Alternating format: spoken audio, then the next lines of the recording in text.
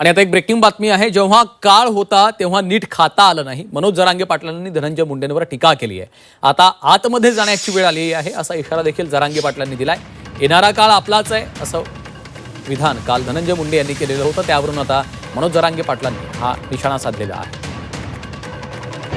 मी स्वतः जिम करतोय, बऱ्यापैकी मी स्वतः वजन माझं कमी केलंय। असंही सर्व क्षेत्रातलं आपलं वजन कमी झालं होतं,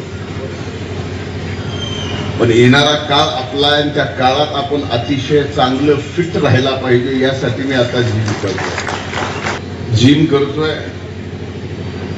कामाच्या व्यापामुळे कधीतरी कमी जास्त होत आहे, पण वकील साहेब एक सभा आपल्याला अशी करायची आहे की ज्या सभेत मी भाषण करणार नाही, तर या वयात सुद्धा आपण शारीरिक किती सदृढ आहेत याच्यासाठी सभेला आलेल्या लोकांना आपलं शर्ट काढून दाखवायचं आहे की जेव्हा काळ होता तेव्हा नीट खाता नाही आलं केलं। सगळ्या जातींनी मोठं मराठ्यासहित स्वतः टोळीनं वरबडून खाल्लं। ना ओबीसी मोठा होऊन दिला, ना मराठा मोठा होऊ दिला। मारामारीत वेळ जास्त घातला। एक काळ असा होता, आता तुम्ही प्रश्न काढला म्हणून मला बोलायचंच नव्हतं त्याच्यावर।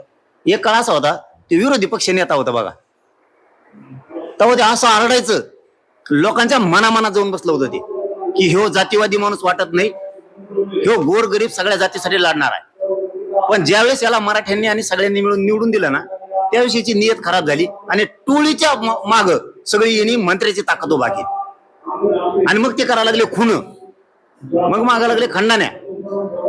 आधीच त्याचा जो लोकांचा बघण्याचा दृष्टिकोन होता ना, त्याच्यातली पोटतिडकी लोकांच्या लक्षात आली।